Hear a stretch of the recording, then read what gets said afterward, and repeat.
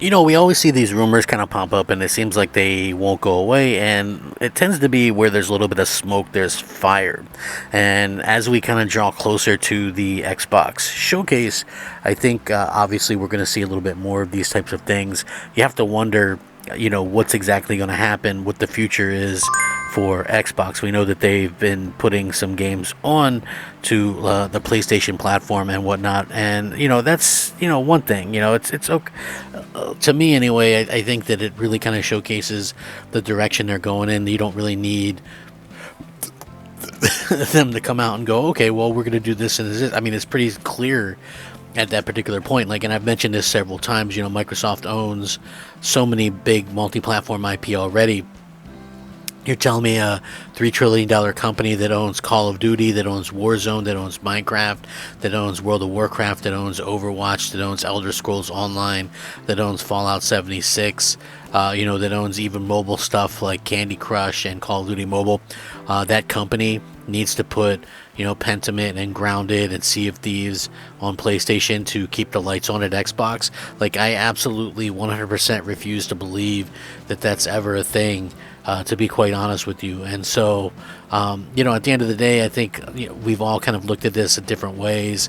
And, I've heard a lot of people trying to defend what Microsoft does. Oh, well, who cares? It's just 4 games. But they clearly said, it could definitely be more than 4 games, which is obviously more than apparent at this particular time. And then you kind of look further into this, and the latest rumors are even, might even be an announcement of. Can you imagine this, though? It's an Xbox Summer Showcase, right? Which is equivalent to their E3 show, and we might get a situation where Gears of War and Halo are announced for PlayStation. Like, to me, that is mind-blowing, right? Like, that is absolutely mind-blowing, and kind of just, I shake my head at the thought of that, because, at the end of the day, those games are Xbox, right? And I've heard so many people go, well, I don't really care if this game goes or that game goes, or you bring up the new Doom game because that's rumored to end up on PlayStation Day 1 or whatever, and people go, well, that's been a multi-plat thing. It's like people sort of shake their head a little bit at this kind of stuff and go, oh, well, that's normal. But one thing that I think kind of goes under the radar is the fact that Microsoft flat out promised that these games, the ZeniMax games, would be exclusive to Xbox, and they would be exclusive to Xbox for many reasons, but I think like mainly exclusive to Xbox because at the time we weren't getting any kind of games, so we kind of as fans suffered through a lot of nothingness and a lot of hype and hope, and a lot of promises, and then that kind of got slapped in our faces a little bit. And now, like, the game that to me is Xbox, Halo, and I think even maybe to a lesser extent Gears of War. I feel like Gears of War is the game that kind of put the 360 on the map, but I still think like Halo 3 came out of nowhere and really just did a wonderful job with that. But again, to see that it's rumored now that Halo is going to get announced for PlayStation along with a Gears collection and at the Xbox event, I find that to be a little bit frustrating, to say the least. But I do hope that, at the end of the day, Microsoft understands how much that would hurt the brand, right? I would really think that they would understand that, there's no going back from that particular point. That is something that honestly would cripple the brand, completely cripple the brand.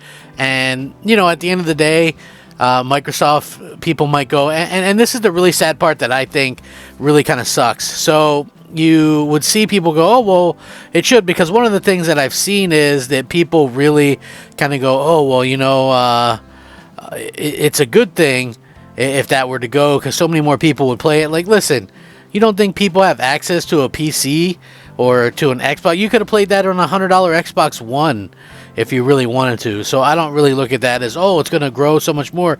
Like, Halo isn't what it used to be, and I think, that is a bit of a problem. But, at the same time, I feel like Microsoft if they would have just created a really balls to the walls amazing Halo game, then it wouldn't even be an issue, right? Because Halo has never had an issue having a finding its way, and I don't know really how else to kind of say that, but that's just the God's honest truth. Like, they've never had trouble finding their way, and it's a real shame to me anyway, that this would even be a thing at this particular point, because Microsoft has so many other games, and like I said, I've mentioned them numerous times already before, but it's like, aren't these games enough? Why do you have to risk the Xbox platform as a whole? And anybody who doesn't think that it does, of course it does, right? And this is what I said, like, people in 2024 are finally starting to understand what I was talking about in 2016, when I said, hey, listen, what Microsoft is doing, putting stuff day and date on PC, is going to kill the platform, kill the Xbox console, and make it irrelevant. And that's exactly what happened. It really made it irrelevant, to say the least. And then so you have this irrelevant platform, unfortunately. And I said they would never win another MPD, and they haven't. So what do you think is going to happen if they put Halo on PlayStation, right? It's like the biggest reason to own an Xbox, and I think Halo could be like huge again, right, if they got it right. But the biggest reason to own an Xbox, going to PlayStation, like, I don't understand the thought process behind that, like, at all. And I feel like it would be detrimental to the actual platform itself. So I hope Microsoft, kind of changes course, if that's going to be a thing, I guess. And, at the end of the day, they have to understand that. It's like, and to me, I know, what it's like, people go, oh, well, who cares if this goes or that goes, as long as we keep Gears, Forza, and Halo. Was it Gears, Forza, and Halo the reason why we were all complaining in the first place? And the reason why we wanted to them to buy studios and all that kind of stuff? Like, I don't understand it. I honestly don't. And maybe you guys can understand it. Explain it to me how this is good, right? It's not gatekeeping or anything like that. Having competition is a good thing, right? Look at the 360 PS3 era. Both consoles had pretty much equal piece of the pie.